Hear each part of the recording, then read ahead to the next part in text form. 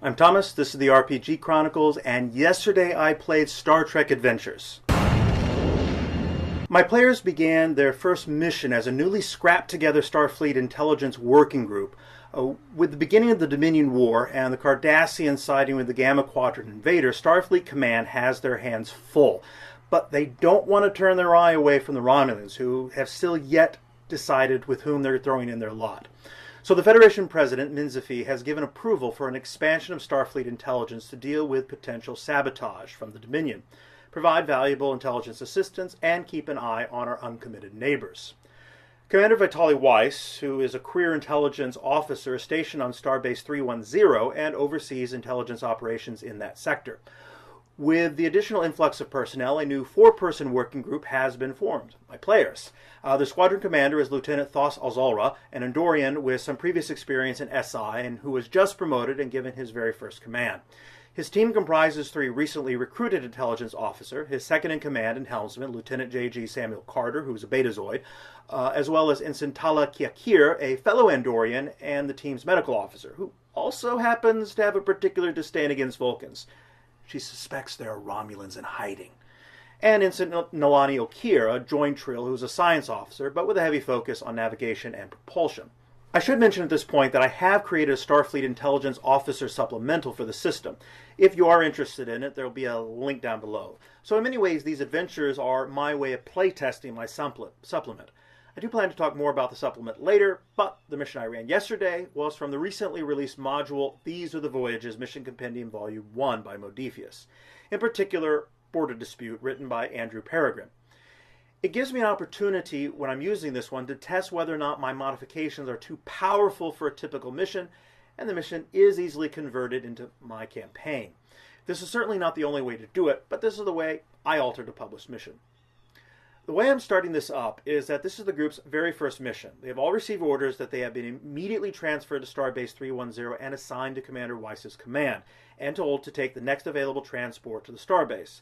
They each meet with the commander separately, but for the sake of role-playing, I went through the scenario once with the players, having the opportunity, though, to ask questions. Lieutenant was given more information, which included their first mission assignment, because he is in command after all. The mission brief I prepared was a bit of a ruse, but a storyline that can be followed up on later if desired.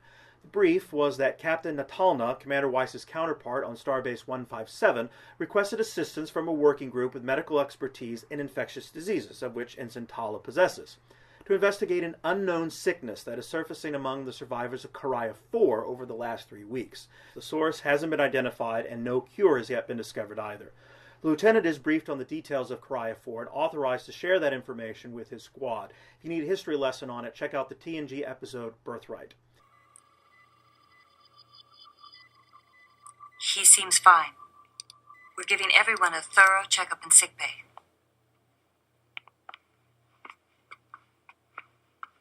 Thank you, Doctor. You found what you were looking for, Mr. Worf? No, sir. There was no prison camp. Those young people are survivors of a vessel that crashed in the Karaya system 4 years ago. No one survived Kittimer. I understand. As the situation deals with the honor of the Klingon families who died at Kittimer, and the Federation hopes to maintain good relations with the Klingon Empire during the Dominion War, they need an intelligence team to work on a cure and discover if their secret is out. The players load the necessary medical equipment onto their ship, a Daunube-Class runabout, the USS Huygens, and other requested apparati will be delivered and available to them when they reach Starbase 157, and they're off. The real story, though, begins about 2 hours from their destination, when they receive a message from Commander Weiss, which is where the storyline of Border Dispute fits into the campaign. The published hook is that the player's starship receives a distress call from the science vessel Nightingale, a Nova-class starship, which has somehow gone off course through a navigational error and has entered the Romulan neutral zone. Commander Allison Lewis of Federation Starship Nightingale. A navigational error has caused us to enter the neutral zone, and we have exchanged fire with a Romulan warbird. I repeat, we have exchanged fire with a Romulan warbird. Captain Blake was killed in the attack, and we have lost main power. Warp drive is offline, and ship systems are down. Life support is good and holding. Repairs are currently underway, but we have lost most of our engineering crew. The Romulans are claiming we are now prisoners of war and insist they will take us to Romulus for trial once our ship is repaired. We do not want to give in to their demands, but we also don't want to start another war. Starfleet, please advise. The directives from the prepared mission are: ensure the Romulans have no excuse to declare war on the Federation, save as many of the Nightingale crew as possible, and do not allow Federation technology to fall to the Romulans. It's the final directive that I felt was a good segue for an intelligence mission. Well, that Andrew Peregrine wrote it into the mission. But as you might expect, with the Romulans, things are not as they seem. The whole encounter is a plot to reclaim a deep cover agent they have aboard the Nightingale. The agent was meant to die in the attack and secretly beamed to the Romulan ship with a large amount of data the agent planned to steal about the Federation along the neutral zone. Unfortunately, the captain of the Nightingale managed to encrypt the main computer before the agent could get to the data. So now the Romulans are waiting for the agent to reclaim the data before they leave, hoping that their saber rattling will keep the Federation on the back foot. All of which my players currently have no knowledge. The hook that I provided, though, for my players is that Starfleet Command has received the Nightingale's distress signal and is sending the USS Cornwall, which is a transport ship, to negotiate the release of the prisoners and to evacuate the crew. Starfleet does not want to antagonize the Romulans and is willing to scuttle the Nightingale to achieve that end. The Cornwall is currently 13 hours from reaching the edge of the neutral zone to begin negotiations. Starfleet Intelligence has different priorities.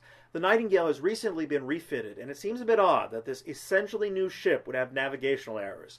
In addition, the science vessel is also carrying a new sensor array, which SI does not want to see fall into the hands of the Romulans.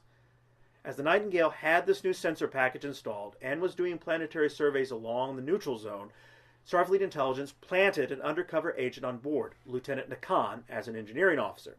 Just for good measure, of course. Commander Weiss informs the working group that SI has not heard from Lieutenant Nakan. It will take the Huygens a couple of hours to reroute to the neutral zone, and they will have about 9 hours before the Cornwall arrives. And when that happens, Starfleet Command will have situational authority. Lieutenant Thoss's orders are to find Lieutenant Nakan, find out if Starfleet secrets have been compromised, and secure Federation technology. From this point, the mission can pretty much be run from the book. The 4 primary clues are still intact. Captain Blake has defensive wounds, including marks of strangulation around her neck. The navigational sensor array has been sabotaged. Oddities in the damage of the Romulan ship. And implementation of the Romulan protocol to encrypt the ship's computer, though I make sure the crew doesn't know that from the beginning. All of these are still usable in this mission, but as a non-rescue operation, it can make it difficult to discover the evidence of the captain. Nevertheless, my cunning players came up with a plan which, unbeknownst to them, actually made the discovery about the captain possible again. In order to obtain the Romulan commander's permission to beam aboard the crippled Federation vessel, Lieutenant Thoss requested a team be allowed over in order to provide medical and humanitarian assistance. In order to maintain their ruse, they sent the team's medical officer to sickbay to help out. Not far from sickbay is the makeshift morgue where around 40 Starfleet personnel are laid out. The other, smaller adjustment to the mission I've made is that the engineering section has suffered a hull breach, and with only life support systems working, is currently open to the vacuum of space. Not too difficult of a workaround, but it does slow down the team and increases the difficult level for results as they need to perform their repairs there in EV suits. The other adjustment was that I decided the Romulan ship did not need to pretend to be as damaged as the module suggested.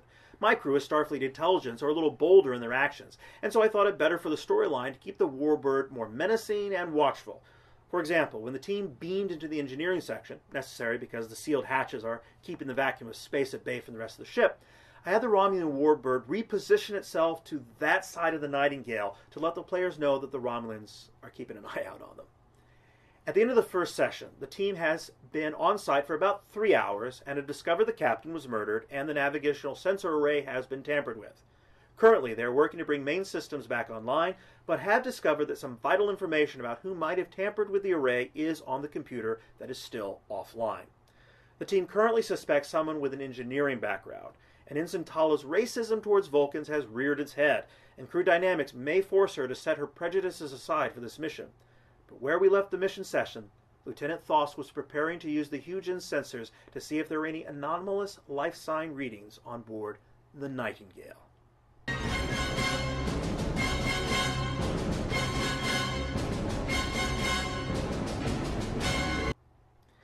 Don't forget to check out some of my other videos on Star Trek Adventures or another RPG. And if you like what you've seen, why not hit that subscribe button and notification icon to be alerted when new videos are uploaded. And so until next time, keep that freewheeling gnome away from your dice.